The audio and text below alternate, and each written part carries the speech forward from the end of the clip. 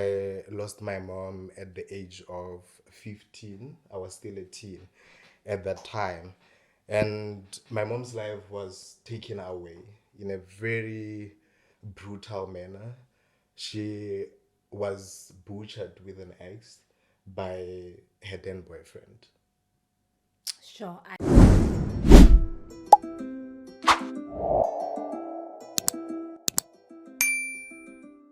Welcome to the MAGC Wellness Podcast. My name is Kaholo Putwani and I am your host.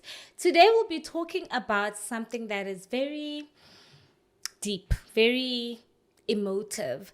We'll be talking about going from trauma to transformation. Today we are with Keatlegile Mabena, and you know what? He is a man of many hats, and I will allow him to introduce himself. Keatlegile. Thank you very much for having me here. I am Keatlegile Mabena. I'm an author, the best-selling and award-winning author of the book titled Breaking the Chains. I am a lecturer, an academic. I am a philanthropist. I am a motivational speaker. I'm very much passionate about mental health, personal development, and also trauma healing. So those are the hats, few of the hats that I wear, and I'm also a mentor. So I also mentor in those fields that I've mentioned earlier. David? Man of Um, many hats? Hi, it's your boy Kevin Wins. Um, Nice to meet you. How we really awkward because already we are in and no intro for me. But yes, today we're gonna talk about that transformation from trauma to the hats that he has. I don't think it's usual, for someone to transform from trauma to best selling to being a mentor to because it takes an emotional toll. You find people who are angry. This is why we have the personality disorders. This is where they develop. This is why the world is such an evil place, because had people, and it's a nice term, but it's very tragic. Had people. It's very tragic. So today we're gonna talk about that transforming, being positive, using your background as a drive for a positive change in your life. So welcome to the show. Thank you very much for having me. I don't think she welcomed you. She did. I feel like I threw you off. I'm You did. so sorry. So apologies. The show. So I know a lot of people are probably wondering, trauma, transformation. What are we talking about? So for anyone that hasn't read your book, right? Yeah. Where did your journey begin? With writing the book? With what inspired the book? Oh, okay. Writing my book and titling it Breaking the Chains, it did not start with that particular title. There were many titles that I thought of, and those titles were coming out of a place of resentment, a place of not forgiving, and also the place of pain. And I always say my story is less about pain, but more about who I became after that. And my story of pain, the pain that I was carrying at that moment, and it's about the trauma that happened to me. I lost my mom at the age of 15. I was still a teen at that time. And my mom's life was taken away in a very brutal manner. She was butchered with an axe by her then boyfriend. Sure, I cannot imagine, being a young teenager and experiencing that. And I can only imagine the amount of or the types of emotions. You spoke about resentment, and pain. How did you take in, all those emotions? What was your thought process, your emotional process just after that happened? I would say in the early stages of my healing process, it was very difficult for me to even process what happened, because my sister and I, we were the first people to arrive at the scene to see my mom's body lying there, showing no sign of life. And in those early stages of healing, I was focusing more on becoming strong and being strong for my family, being strong for my sister, and also showing the strength from the people who know that particular story. And it's only later that I realized that healing is not about strength. It's about honesty, and it is the honesty of confronting that pain, of confronting the anger, of confronting exactly what was sitting inside of me. And for the longest of time, that is the work that I didn't want to do, because having to confront the pain, it is more excruciating than the pain itself, because you need to relieve those moments. What happened to me, and how did it happen, and who did it? And the unfortunate part about my situation, that traumatic incident, is that the very same person whom I would have wanted to get answers from hanged himself the very same day that he killed my mom. That is quite heavy. So you talked about you were using strength for healing. At what point, and what were the resources that you had for you to start a proper recovery? I don't know if we can use the word proper, but at what point did you let go of the strength and start recovering in a different way? You mean the turning point, right? Yes. The turning point for me was having to realize that healing is not something that happens to me. It is something that I need to choose intentionally.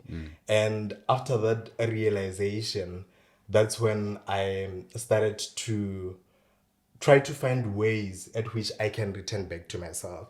Because one thing about healing, there is no way that it can begin or start if you haven't returned back to yourself. Yes. That's why, let's say, for instance, other people will be using substance as a way to escape from the pain. But until you return back to yourself and be connected, that's when you can really be able to process all the emotions that are sitting inside of you. And what has really helped me to process this pain, I think it has always been about the faith and also the spiritual grounding, because I come from a very prayerful family, and I've seen how prayer can move mountains. And just today I was thinking about Daniel's story, and the lions then, and I was thinking about it in a way that I was comparing it to my own story of healing and the tough phase that I've been through, to say that God didn't take Daniel out of the den, but he was there with him. So I was relating it to my story, to say I had to go through that route. Den, yeah. And it doesn't mean that God was not present. I might have felt that at the time, that the pain was so deep, but it's only later that I realized, Hore, I shouldn't be confusing God's silence and God's absence. There is a difference between the two. God can still be present, but be silent. And at the time when I was going through that lions den, God was there with me. And one thing about his promise is that I'm going to be with you until you get to the other side, where you are going to come out victorious. So before you got to that point, what was like? I'm thinking you were in high school, Yes, I was in grade 9. and then you went to school all the way to becoming a lecturer now. Yeah. So from grade 9 to matric, Yes. what's happening to you? Okay, let me even start at the week at which my mom passed on. During that week, I was still going to school, And you and were- people in the community and also the learners were aware of what is happening at home, because go high school, Yeah. they will announce at assembly or so, and then this parent is a parent to One of Keatlegile our Mabena, and you can imagine how that is, because people are looking at you, ba utlwela botlhoko, and when you are trying to put this mask of this is how strong I am, and I still want to be here, because somehow having to be at school is an escape from the very same scene.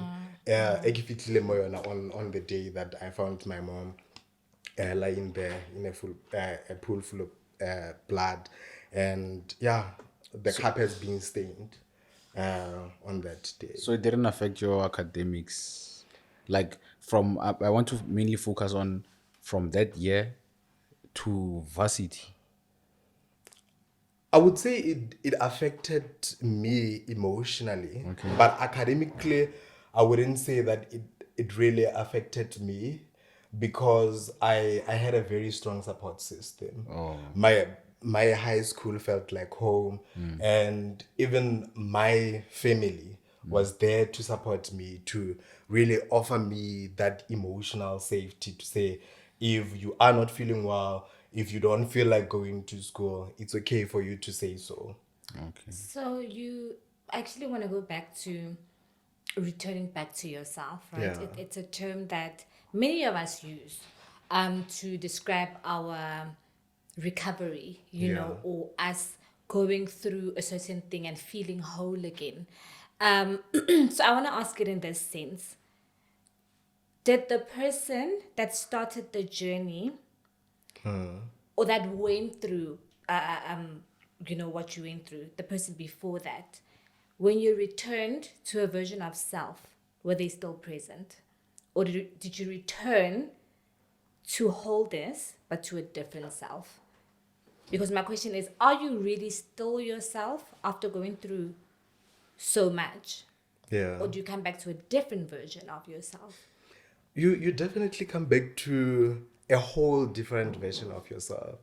Remember, now I always had a picture of us having that nuclear family, having to be talking about my mom and also my sister. And right now, at the time that I took a decision to go back to myself, that means the whole picture has changed. And that's exactly what pain does. It refines you, but it is also up to you to decide as to whether you give it the permission to define you or to refine you. And when I went back to myself, I took that decision that this pain, I'm not going to give it the permission to define me, but I'm going to give it the permission to refine me, because my life will never be the same. But I can't be sitting here asking myself the question, yeah, why did this happen to me? But the question that I should be asking myself is that, who am I becoming after Yes. this whole incident? Sure. Before we get into your book, because I feel like there's so much life in it, I want to ask this last question. How did you balance grieving? Because, you not only grieved your mom, Yeah. but you also grieved yourself, and the Losing idea. myself, yes. Yes, and the idea of how things should have been, would have been. So you were grieving many things Absolutely. outside of just your mom. Yeah. Because your whole life collapsed, basically. True. Right? So, how did you balance that and rediscovery? Because, it's one of those two things Yeah. can happen at the same time. They can both be true, all right? Yeah. But it's difficult to balance grieving because it doesn't stop. Grieving doesn't stop, right? Yeah, true. And discovering yourself where you are also healing. You're grieving, but you're healing. How did you Yeah. balance that? I would say for the longest of time, I didn't allow myself to grieve because of how strong I wanted to be. It's only at the later stage that I allowed myself to feel deeply and allow the grieving to take its course. And what made even the situation worse, after my mom passed on, we were taken in by my grandmom.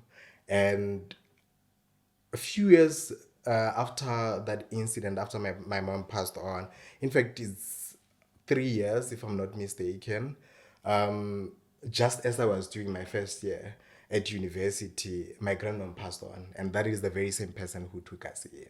So that's why I'm saying I think there wasn't enough time for me to really process the trauma of losing my mom and also the pain of having to lose my grandmom. And the picture was always collapsing and requiring me to really pour myself and allow myself to really repaint all the time. And that is emotionally taxing.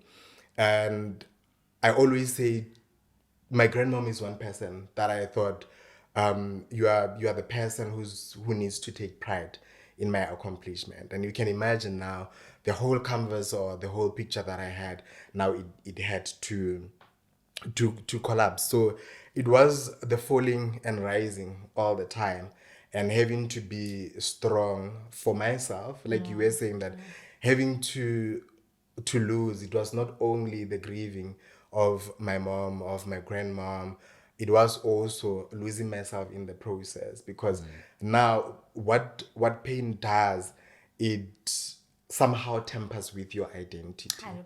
So I was in having that survival identity for the longest of time, until the time where I said to myself, I really need to confront this pain. And writing that the book Breaking the Chains, it also became one of the ways in which I had to really confront the pain and understand it for what it is. Because sometimes we build an altar for the pain, and the more we build that altar is the more we are subjecting ourselves to the victimhood, which is where you will be asking yourself, why did this happen Why to me? me? Yeah.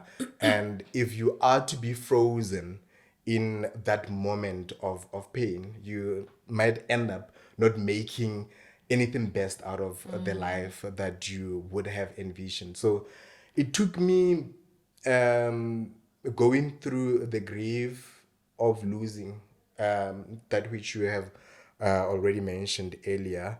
And after going that grief, that's when I discovered the new version of myself and chose how I want to drive my narrative and what I want my reality to be. So the Keatlegile that, wrote the book that you met, after all the work you've done, and that is still growing, because I don't Yeah, think this is it. true. You're still gonna grow and evolve, but the Keatlegile that you met, when you felt like, okay, I'm home again. What did he look like? It was the version that was longing to breathe again. And because what survival mode does to you is that you are always floating emotionally.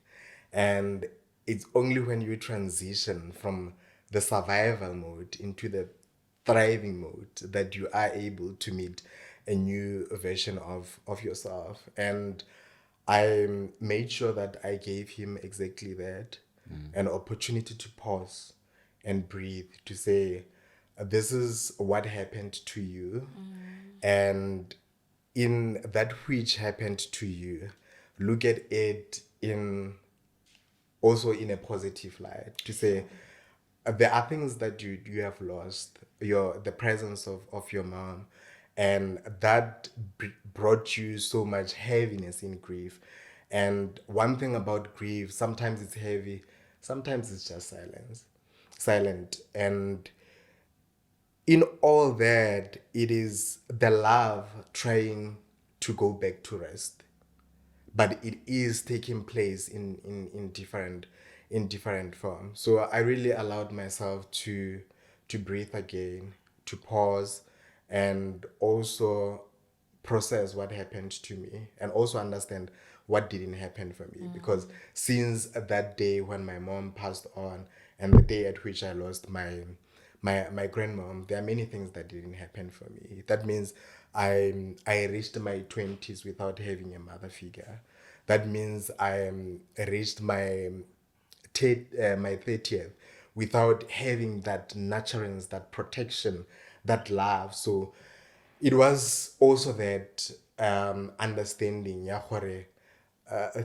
as much as there are things that happened to you, there are also things that didn't happen for you.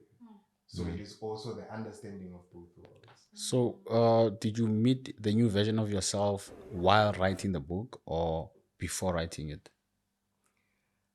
While writing the book, I think before writing the book, because I I was surviving, I was trying to be strong, I was also battling emotionally because I was also trying to fight the suicidal thoughts. And at that time I was fighting those suicidal thoughts. That's when I was at university, because it meant that as much as I'm fighting emotionally, I still need to show up fully and intentionally for my studies, because my studies also mattered at the point. And with my studies, I felt that there isn't a way at which I could pause that, because I having to come from a less privileged background.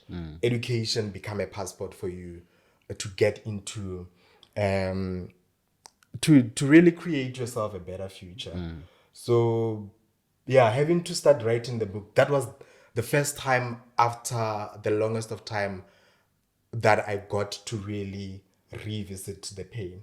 Okay. So I'm asking that because I know usually in terms of dealing with pain or dealing with emotions, writing Yeah. helps. So, uh, I would say writing the book played a role in you finding yourself. But Yeah. is there anything else, any other factors that were supportive, that were encouraging, that kept you going? Yeah. I would say um it was writing the book. It was the faith and the spiritual grounding that I talked Yeah. about. Yes. The support system that I had.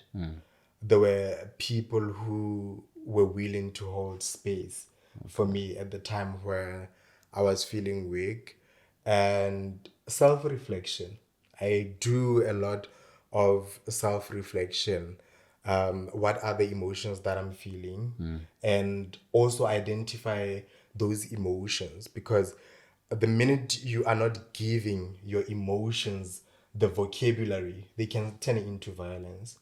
The very same situation that have caused me pain, my mom being brutally killed by her then boyfriend, I can still become that because of the anger, and because of I'm not giving my emotions the vocabulary that it requires. So instead of giving it the vocabulary, then I would give it the violence. That's why it was very important for me to reflect and allow myself to feel my feelings, so that my healing does not become disruptive.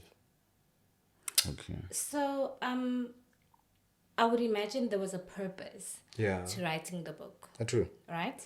And the purpose wasn't just you, Yeah. you know. What was the purpose of sharing your story? Because a lot of people have gone through a lot of painful things, Yeah. but they either chose to roll over and die, or they chose to heal but quietly, Yeah. so what made you decide, you know what, I I want want to to heal use loudly. I want to heal loudly. I love that. I want to heal loudly, because that is what sharing your story means, right? It Yeah, doesn't mean true. you are done healing. Yeah. It means you're now ready to do it Share. publicly and share. Yeah. So what inspired that? I would start by also adding to what you said, to say, as much as you are healing loudly, you need to also understand that you're opening a can of worms, because you don't know what other questions that people will ask you that will peel off that which now is 100%. becoming the scar. And we are never prepared for the reopening and the closing, and the reopening and the closing of the wound, which happens when people ask you questions. But sometimes it happens because we continue to pick on the wound, and we don't let it breathe and end up becoming becoming a scar. The reason as to why I wanted to share my story, beyond it being a way of me having to heal, it I felt the urge to share it with the world because I believed that I do not have all the answers to what trauma was and how how it happens. I might the only thing that I knew is how I am experiencing it. But I always felt that my book was going to become a roadmap for somebody who feel not seen because they have closed themselves in a room that is dark and they don't know how they are going to rise from that pain that they are going through. So I've always seen it as a lifeline to other people. I've seen it as a roadmap, a roadmap rather, and I've also looked at myself as the light to say I'm going to use my story, turn my story of pain into purpose. And in doing that purpose driven work, it was also helping me to heal. And having to to understand and also know that over 7,000 people have read my book and they were able to resonate with it, and other people cried while reading it. Others were saying to me, you have really given us the answers in a place where we were seated in, where we didn't know what will be the clarity and the direction for us to rise again. And if you were able to change your life and become a better version of yourself, that also introduced us to the world of possibilities, that it is possible for you to start that healing process. And in that healing process, you must also understand that the healing is not about removing the wound or removing the pain, but it is about creating or developing the emotional capacity to hold that pain differently, because you still feel the pain because you are getting the triggers. But what becomes important is that emotional capacity to hold that pain differently. So, would you say, with what you've said now, would you then say that your book has achieved the purpose that you wrote it for? Yeah, definitely. It has achieved its purpose, and it's continuing to change people's life. And at the time I was writing it, I was not even thinking that thousands of people in South Africa and abroad would read it, and most importantly be able to connect with it, because resonance is very important. It is what allows people to have that vulnerability to express their emotion, and people being able to say to me, this is how your book has changed our lives, and this is how we became better after reading it. That is the most fulfilling feeling that one can ever feel. And because a book is something that will impact even after I've taken my last breath. So that also it gives me that contentment, and it also gives me that happiness to say that even when I'm not here, people will still be able to read my book and become better and be moving into a more healed space. So, Sorry. the process of the book and releasing it, where is your family here? Do they know that you are writing this book? After releasing it, do they know you are about to release the book? And then you are getting reactions from other people about how it's helping them. Where's your family in this? My family, did they know that I was writing the book? Because you know how black families, everything is under the carpet. Yeah, my family didn't know that I was writing the book. The only person that knew that I was writing the book was my sister. So my sister and I, we are that close, so as thick as thieves. She's the only person who knew that I was writing the book, and she also knew because um, we, as much as my aunt and my family were going through the grief, but we were the only people who understood at that moment how it feels to lose a mom. With my aunts and my family, let's say with my aunts, for them it was a different situation because the feeling was, how does it feel to lose a sibling? So with my sister, it was very close because it was about us having to feel that pain as the son and also the daughter of my mom. So yeah, my family didn't know that I was writing that book, and I wanted to keep it that way because it was an emotional time for me. I was not even sure that I was going to finish writing that book because there were points where I felt I don't think I'm ready to share my story with the world because of now how I had to go back to the very same wound and relive the moment. So I took as many breaks as I can remember when writing that book, irrespective of the fact that it took me 3 months to write it. But my family wasn't aware that I was writing it. Took you 3 months. We're I'm thinking- thinking it I'm was yes. literally thinking. Because you mentioned there was I thought my you 3 mentioned years, you like- mentioned first year. Maybe you started there when you were first year. I did not And see then- 3 months coming. That was not on my bingo card. Yeah, it really took me 3 months to write that book, and there were so many people who said to me, we think you have a story to tell. Obviously, the people who knew what happened to me, you have a story to tell that will bring the hope and the courage and the light. But I felt no, I'm not ready. Whenever I'm ready, when I'm ready, I will know that I will still, I will start writing that book. But even at the point where I thought I was ready, there was a point where I thought I was not ready because So- of how painful it was. So they found out after releasing it.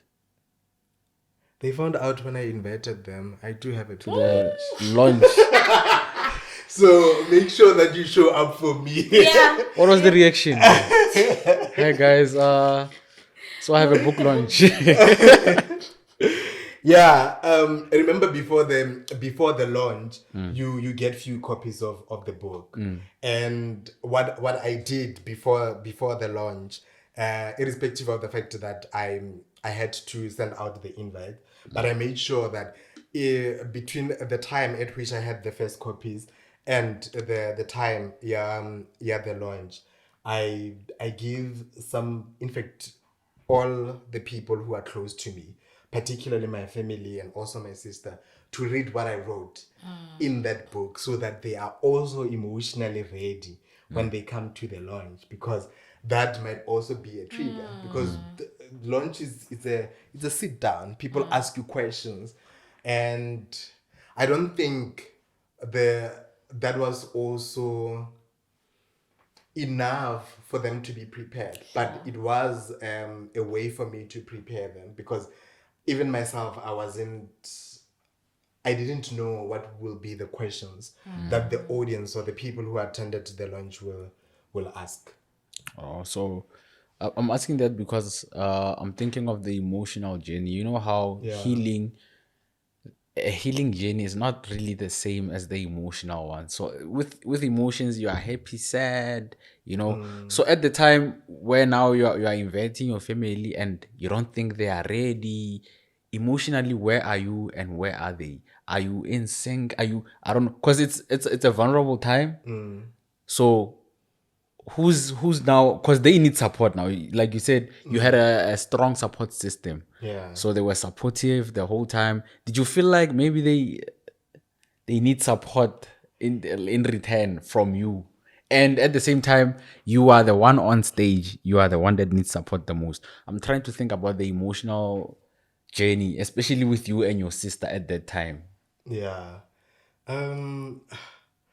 With my sister, there wasn't any other person that I could think of who can also reflect on that particular journey. As much as I prepared her and gave her the emotional support, but on that very same day of the launch, she had to speak about what happened, and yeah, it was very painful. It was cutting very deep.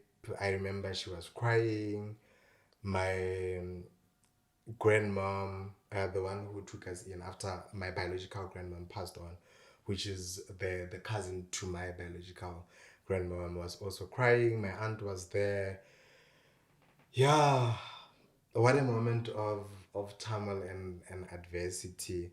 So, irrespective of how much I wanted to prepare them for that moment, the You can never be truly the emotions prepared. were so heavy that each and every person who's in the room, they are trying to reflect on that day or revisit that day, the way in which they have experienced it. Remember, my sister and I arrived at the scene at the very same time, but the way in which we we processed and the way in which we experienced It's not the same. the situation is not the same. Okay. So I wanted to ask, um, did the book do to you, Yeah. right, what you wanted it to do? Maybe I'm not sure what your intentions were, like inwards, right? Maybe to release, to be validated, to relate, not feel alone. So what were the intentions from your end? What did you want the book to do for you? It's also possible that you didn't know. You just wanted to write and Sure. and if that is the case, then what did the book do for you? When you reflected, you're like, oh my goodness, I think I'm healing, or I think I've healed, or I think, I'm motivated to do more. So the aftermath of the book for Yeah. you. Okay. Let me start with what I wanted the book to do for me. It's exactly what you said. What I wanted at that time was to release the pain because it was heavy on my heart, and I felt having to write. And writing, I've experienced writing as a way to express myself from a very young age. In high school, I was good in essay writing, so I know what writing does. So it was not the first time I get to experience or explore writing as a way of releasing emotions. So what I wanted at that time, that's exactly that, having to release my emotions, and my book did exactly that.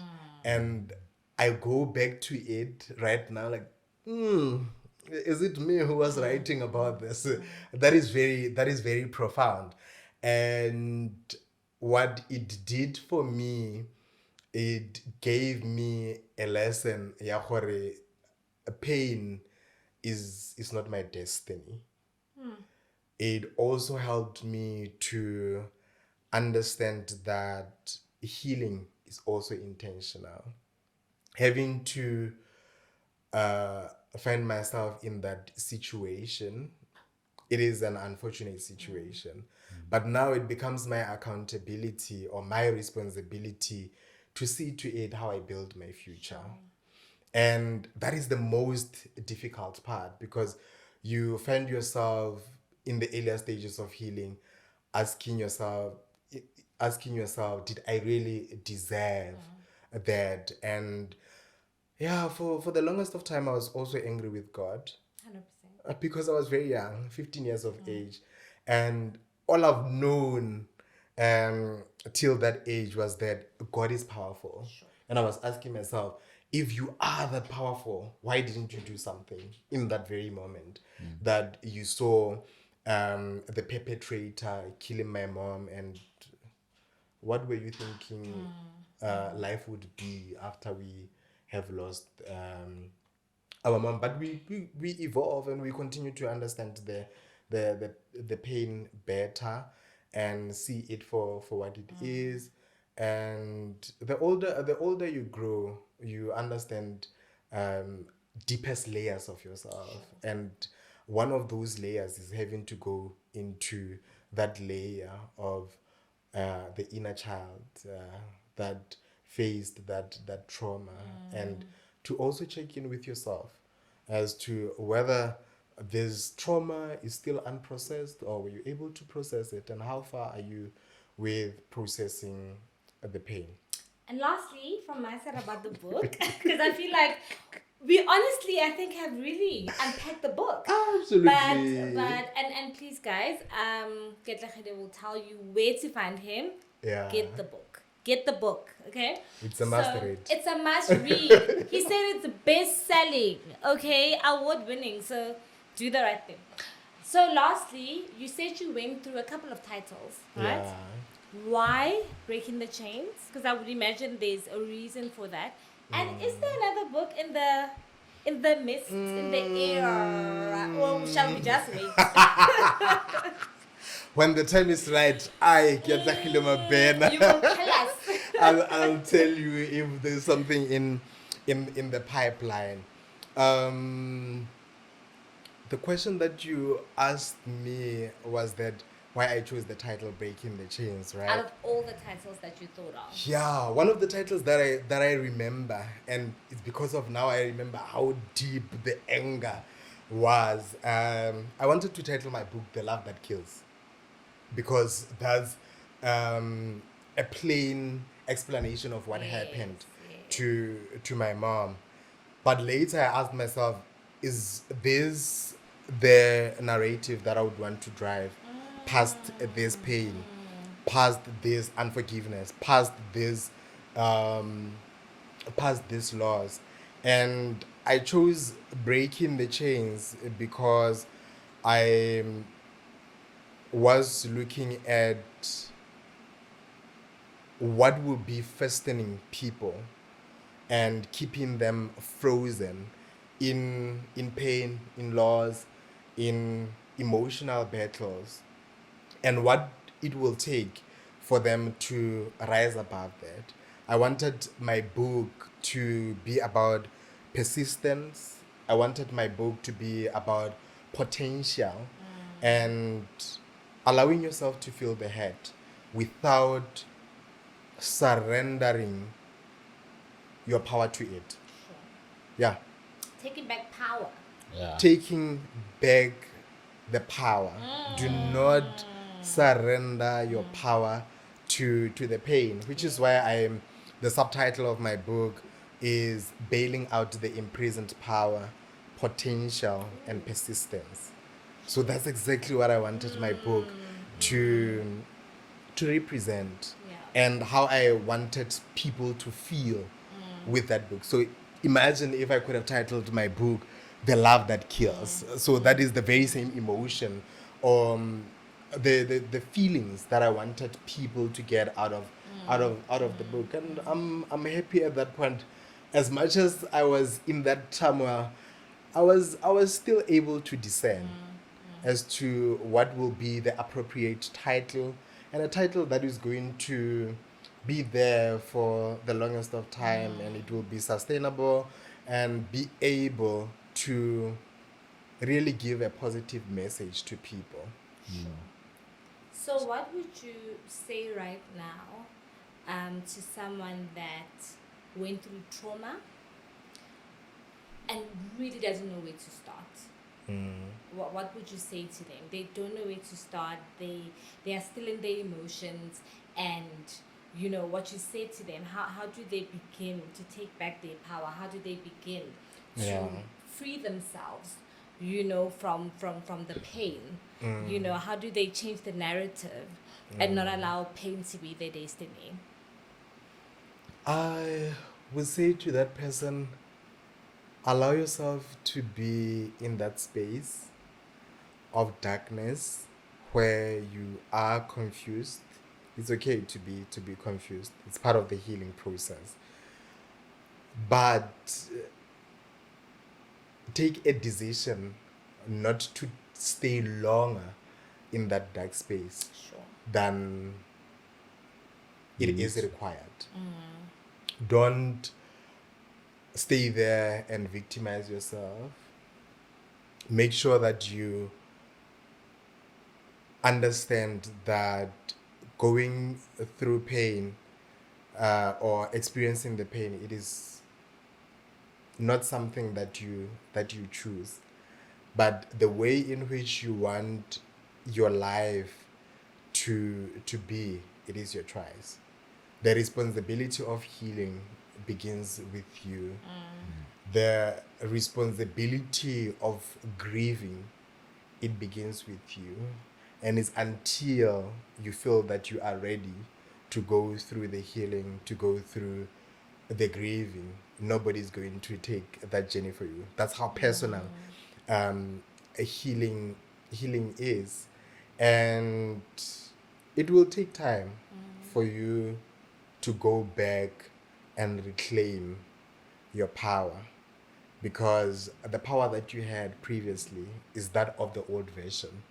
Now the new version that you are at the moment need to also find the ways and know how to navigate the space and know how to regain the power that is not the same as that which you had of the old version of yourself. Sure. Okay, I'd like to, after the book.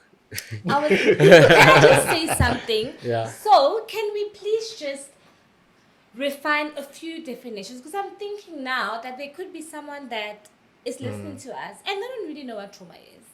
And they don't really know what a trauma response is. And they don't really know what PTSD, CPT, what? You know? Do you want to just quickly take us through that? So, Take us through the medical terms. Yeah, please. Because honestly, I might think what I went through is not trauma. And it is trauma. Yeah. So please just, yes. so trauma is, I would say, for the most part, subjective. Yeah. Because what you may view as trauma to someone else, it might not be. You know, so it's mainly based on your reaction. So I would say shock. So the terminology started like back in World Wars. They used to call it shock. You are shocked. Those soldiers in the World War, they used to call them shell shocked.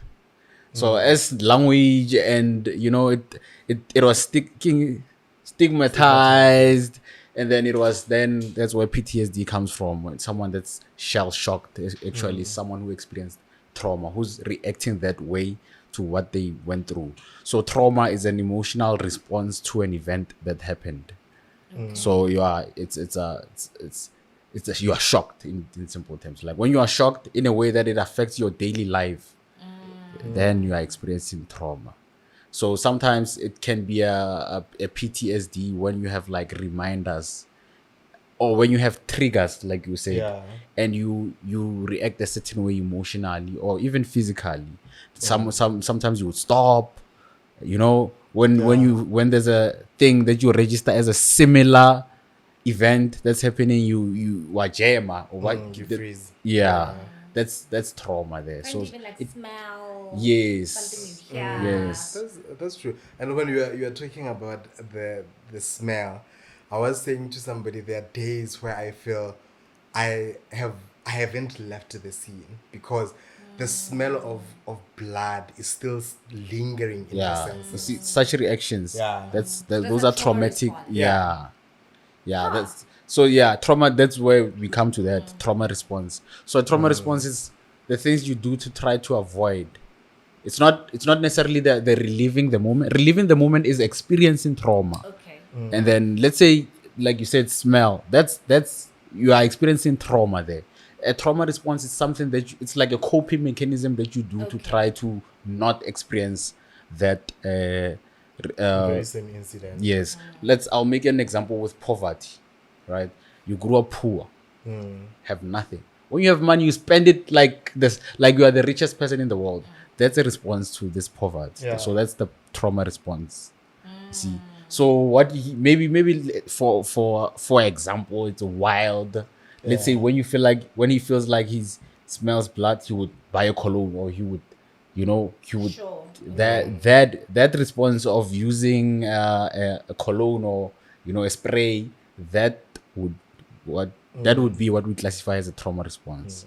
And talking about the poverty, it might take two different ways. The one that you have mentioned to say, when you get money, you feel like you need to spend, and a trauma response is also linked to the needs or the desires that were not met Yes. when you were young, so you felt what, yeah, tlhako se ne ke sa apara sontaga ne tshwantshe gape ke ka sona sekolo. Now because you have money, you feel like you, in fact, it's compensation of that Yes. which you Yes. didn't Buy get. 10 pairs of Yeah, shoes for no reason. yeah, and on the other side, it can be you become the most stingy person one can ever imagine, because you are having this fear gore tšhelete e tlo I'm gonna tsamaya, go e tlo back fela. there. O batla gore o nne like hoarding the money, yeah. and not using the money that for what it's supposed to be used for. And we are not saying that you should be impulsive, but that trauma response might be, I don't want to be without money, because Yeah. having to be without money, it feels like now the poverty environment becomes very close. Yeah. Okay. So now we can talk about after the book, right? Because now we have the lingo. Yeah. So Because you know why we're talking about all these things, and we're kind of assuming our audience, True. knows. Because sometimes, say, I was hit by a car, and I'm thinking, hundreds of people are hit by cars, thousands, millions. But now I'm scared to walk by. You know what I mean? 'Cause I'm yeah, traumatized. this is why I was saying Yeah. The Yes. response to- Yes, that's why Yeah. I'm like, let's just clean up the lingo. it's also why I was saying trauma is subjective. Someone would Yes. legit react like that, hit by a car, and then continues because people get hit by a car every day. They continue. Yes. Yeah. For someone else, they don't want to walk anymore. They don't want to go outside anymore. You see, that's trauma. So to that person, it registered as trauma. To the other person, it was one of those days. Like car accidents, I've been in plenty. Hmm. Do I still drive? 100%. Because for me, it's just life. But my life, it happens. But there are people, I know my mom got into an accident. Yeah. For months, she Hmm. could not drive. Months, she couldn't drive. So The responses are different. the responses, Yeah. same thing, responses are different. Different. Yeah. Yeah. So beyond the book, well, it's not really beyond the book, but it's I would say the book is a foundation of who you are today. So it's The never really purpose-driven beyond. work that I did after Yes. writing the book. Yes. So you said you are a motivational speaker. Yes. So who's your audience? Like who's the target audience? Who am I talking to? When you are doing things, who are you thinking about? At the beginning, I said I talk about the themes or topics that are related to mental health. I talk about trauma healing. I talk to personal development. And those are the topics that I'm passionate about. And like I said, it's not because I do have all the answers, because in being in the journey of being a motivational speaker, you are also learning from other people. Yes. But I chose those topics because they are close to home. The trauma that I went through, the personal development, because I'm big on showing up intentionally for your goals, for your plans, and also for your dreams.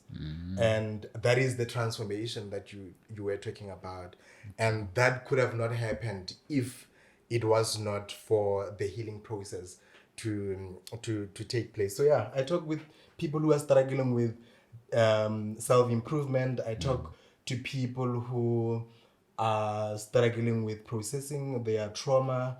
I become their guide, their help, and I do not try to fix people in all those areas that I've mentioned, but I try to guide them, because sometimes we are too quick to fix and not realizing that at that point people do not need fixing, but they need you to hold them by hand and assist them to find answers by themselves, because they are the ones who went through that journey. So I can it's safe to say the people that you are addressing is beyond trauma victims. Yeah. That's basically that's what I was asking. Yeah. So it's it's beyond that. It's Yeah. people who are battling with their emotions, people who are battling with their self-development. yeah, yes, absolutely. Oh. Their fear, their doubt, not believing in themselves. And yeah, there is a big barrier to also personal development, which is a lack of self-confidence and self-esteem. So those are the people. So I where talk to. if someone, a young man out there, you know, All how women? I wanted to tell All you, women? that's what I wanted to tell you. All women. The world has turned into this woman hub. Hey, Leaving the boy- careful. the Careful. I know where the Careful. conversation is Yeah. going. So the world has turned into, there's Women that. empowerment. Leaving Yeah, the boy, the child, boy behind. child behind. There's that. I you know. got you. So I'm very intentional with what I'm asking here. A young man out Body there, language is aggressive. a young You man want it to out be there. at the tip of your chest. Oh, Yeah. woman. Okay. Also, a person out there, someone in the youth, they are seeking help, your services. I would say. Yeah. What are the channels to follow for them to find you? Okay. If you are struggling with trauma healing, you are struggling with Self-development. self-development, you are also struggling with mental health or being resilient, because most of the time we really underestimate the work and the effort that it takes for you to be able to absorb the testing times. There are people who go into drugs, there are people who find other Avenues of escape. having to escape them the pain. And yeah, those are the people that I help and talk to. And for them to reach me, they can reach me on my WhatsApp line, which is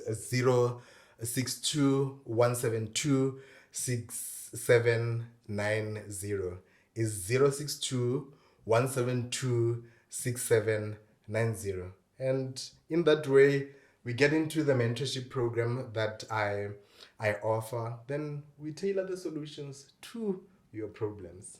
So social media, maybe they want to follow your journey. Yeah. Check out your book launches, or where you Find more information of who I am, where I've been, and what I have done. Yes. I am on Instagram. On Instagram, Keatlegile Mabena, and on Facebook, I'm also Keatlegile Mabena. My name is very special. So the first Keatlegile Mabena that you get there, it's me. You know what? I think it is definitely necessary to say that you are incredibly inspirational, and you are the picture of resilience, the picture of healing and a second chance that you've given yourself. Yeah. So thank you for sharing your message. Thank you for coming on the show, to motivate someone that has gone through not a similar journey, but that has gone through their own journey, Yeah. and they need to start healing. Yeah. So Kavid, before we close up, I would like to say you are necessary. In a sense, in South Africa, we have Nyaupe. I saw it's even becoming a problem in Lesotho. I'm Yeah, so sorry for that reaction. So we have a crisis okay. with substance use, and most of the time, if you watch our substance use episode, most of the time the reason behind the substance use is because of escape, as you were mentioning. Yeah. So hence I'm saying you are necessary, because people do not know how to cope or do not know where to go in order for them to deal with what they are going through. And then we have these kind of people to save all of you guys. No pressure. The Messiah that we have been waiting for, not the pressure. You have many hats. Yeah. You really recreate yourself. Yeah. Over and over and over again. Go for your dreams. Live your best life. Follow him. Check him out. And also remember that this is not medical advice, but it is for educational purposes. Remember to like, subscribe, comment, share. If you don't need it, someone that you know definitely does. So from myself, From your boy Kavid Winks. And Mr. Keatlegile Mabena is Rap. goodbye.